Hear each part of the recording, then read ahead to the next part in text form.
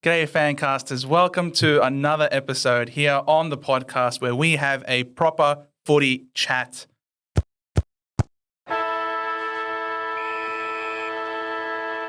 It's your boy Joe, and we got Big J. Jez, how's it going, man? I'm good. Nice to be here. Missed out last week, but, it's just me and you today. It is. Obviously, you're wearing your North beanie and you're super up and about, and you've been talking to me about it every single day without fail. All the trades, all the moves. You guys have every single pick inside the top 25. Not yet, but it's going to happen. It's going to happen. I've seen a doctored Photoshop photo somewhere of all the 25, all belonging to North Melbourne. So, look, I can totally understand your excitement. Bomberman myself, not too displeased with how things are going. It's all, you're trading, we're doing the free agent poaching. It's interesting because, every year Dodo, I'm going to call him Dodo. I don't care about his last name anymore. He's gone from the club, but yeah, every year it's, hey, Essendon's winning. Essendon won the trade period. Every year. And now North Melbourne potentially is going to win the trade period, but we'll see what happens. I don't think you're going to leave much of a trade period for anyone else at this point. Oh, we can't get involved in everything. We've only got 44 spots on the list.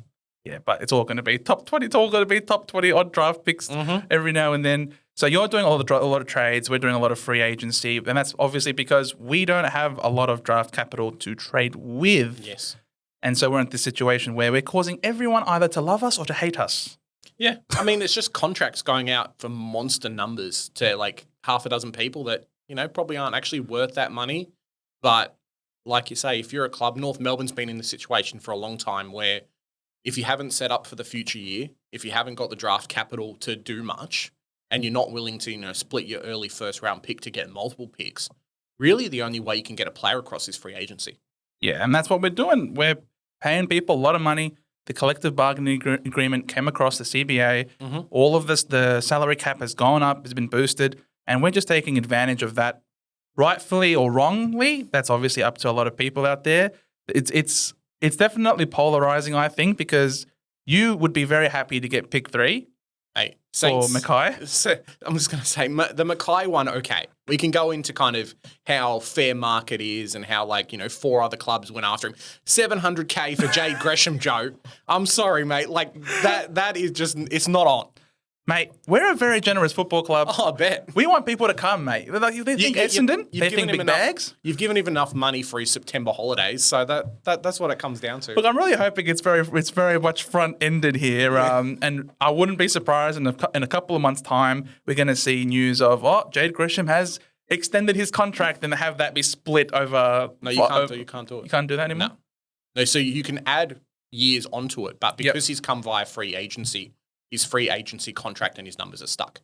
So that's kind of what happened with Buddy. If you remember, he had that massive 10-year contract and Sydney came in and they wanted to try and shuffle it across and give him a couple more years and reduce the amount of money.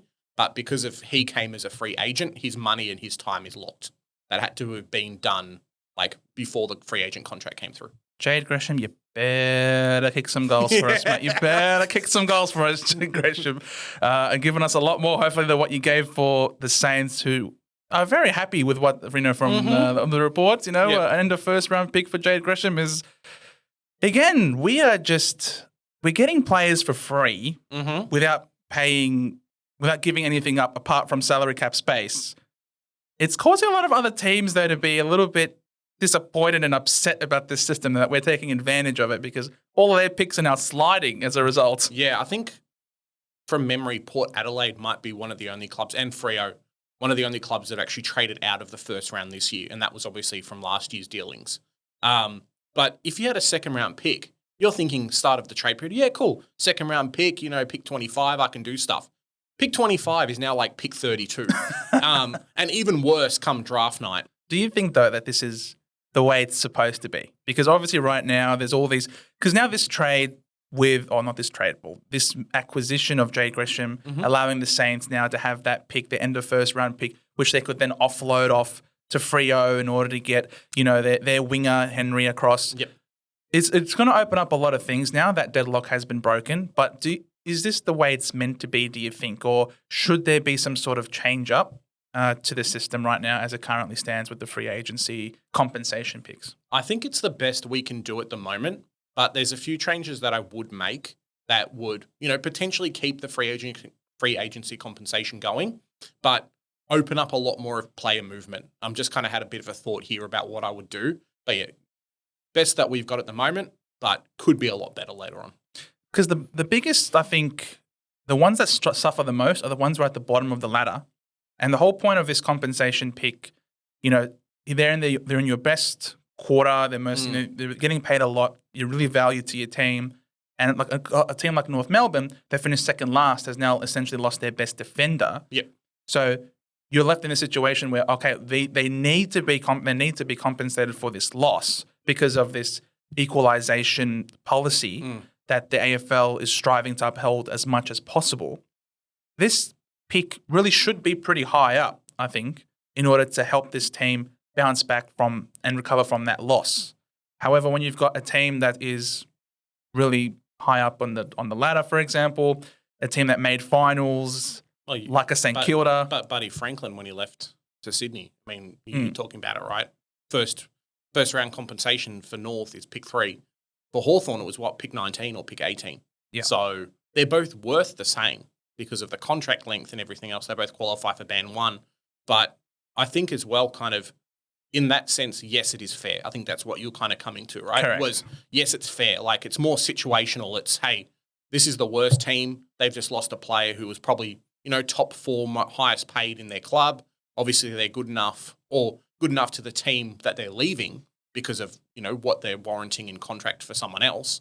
So the best player on a worse team leaving versus a good player on the best team leaving, the impact to the actually team is warranted for the pick. Yeah, 100%. Because a lot of people out there on social media are conflating the pick with that player's direct talent and worth in the overall landscape, which isn't true at all. Yeah. Because Buddy Franklin is absolutely a much more valuable, important, better player in every metric compared to Mackay.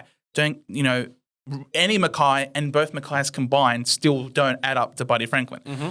That's not what it is. It's literally in terms of because you consider a guy like Ben Mackay, who is that important to your team, would warrant such a high selection, just goes to show how bad of a situation that team is in. Yes. And so one high pick to compensate for that loss is not going to suddenly break the equilibrium and balance of the entire competition because you are so low. It's an 18-team comp. I think as well it's also based on what's available at that year as well. So if we had a time, let's say SDK was available free agency, if Radigalia, if Ben Mackay, if half a dozen other key defenders are worth that, are available and are moving clubs, there wouldn't be as much of a contract for him because, hey, Essendon doesn't get him, we can go after someone else who's, around the same mark. It's just also because there's only one real good key defender that's available. Well, there were multiple. Yeah, well, I mean... But they were snatched up. Good, yeah, right? Yeah, exactly. Port Adelaide's trying to get a couple across and they can't get the deals done. So at the moment, Ben Mackay's on the free agent market, available to every club. He really was the only one. And because there was a bidding war for him, the price goes up, the contract goes up, the capacity for compensation goes up as well. And I find it absolutely hilarious that Hawthorn would complain about it when they are the ones who were offering him more money than we were. Yeah. And I heard they were the ones that might have slipped about his bung knee as well. Exactly. Because he didn't choose them. So 100%. Yeah. So if it's always fun and games, I suppose, when it comes to the AFL trade period and trying to get what you want. Same thing with all these teams that when they've got the player with them, oh, he's a required player, we like him, you could do well. And then as soon as they're out the door to another team, I love the St Kilda fans out there, that's it, he's gone, yes, great, take Gresham, me player. Yeah. You know what I mean? It's an absolute nothing. All of a sudden, they're so quick to disown him, we're happy, thanks. Everyone's trying to win at anything, even though they just lost a player that is in the prime of their career, he's certainly capable. Yeah. Well, looking at, we've talked about Ben Mackay and how impactful he is, right? If we go on the other end, we look at Gresham, who's just moved today, or moved yesterday or today? No, it's today. Yeah. On the, if he wasn't a free agent, he would be worth probably a pick in the 30s. Mm-hmm. But because of I'm going to say manipulation, but because of the contract length and, how much the team's offering him and stuff like that, they've got a first rounder for him. So free agency does, inflate the price. But this player and the club leaving would not be getting, the value if it wasn't a free agent. I mean, Essendon don't mind whether we got the treasure trove, we've got the war chest. Well, that's it. We got a lot of money that we got to burn. You have to use at least 95% of it in any given year, and we don't want to trade our draft capital. So what we do, we take advantage of the system. We tell the Saints, hey, we're going to pay him enough to get you enough sufficient compensation for you that you don't have to match this thing, match this offer, and we don't have to give you anything in return. Yep. We've just gained 3 players for free in Goldstein, Gresham, and Mackay for free without losing anything directly from our team. We're losing salary cap, but that has to be used anyway. Yes. So essentially, we have added 3 best 22 players to our list. Yep. And I'm very happy about that. Yeah. I mean, free agency, it's a perfect way that you guys have used it, and it's what it's for. It's for a club that only has 1 first rounder in the draft, only has 1 second rounder, only has 1 third rounder, 1 fourth rounder. This is the way they get players into the club. And I think that's, if we can go into a little bit later about what I would change to free agency and contracts in general, but if the only way for you to get players in without spending your draft hand, because you are limited, right, is by free agency, then the system's perfect in that respect. When are you going to tell us about those changes, Big J? Whenever you ask me about them, I don't know if we want to keep on this topic or go to Big J fixes the trade period and fixes free agency, but I can do that if you want. So, guys, I think you've been teased a little bit here about what you have to expect here. So please make sure you subscribe to the channel. Make sure you tell all your friends and family, because we're cooking here about the draft period. Big J, come on, tell us. Yep. How would you fix this? The biggest issue, I don't think, is the player contracts and the value and things like that. It's the fact that players can't move clubs without clubs trading. I think that comes down to the problem. We look at an Essendon, for example, where, like we were saying, the picks you have are for the draft. You can trade players between clubs, but that should only be if they're in contract, right? What the changes I would do, I would come in and say, hey, keep free agency, keep unrestricted, restricted, whatever. But if a player is uncontracted by the end of October or by the end of September, when the contracts roll over and things like that, then they become available to be poached by anyone. Free agency is only valid for if players are delisted or whatever, and then that 7 to 8 year period being in the system, right? Your more experienced players, they're worth more to the club that they're at, so you get some compensation for that. If you've got a guy who's been in the club for 2 or 3 years, their first contract's up, other clubs can say, hey, look, it's October. You clearly didn't want to be at the club that you're at anymore. I can now approach you and try and bring you across without compensation. Opens up that whole 1st to 6 year market.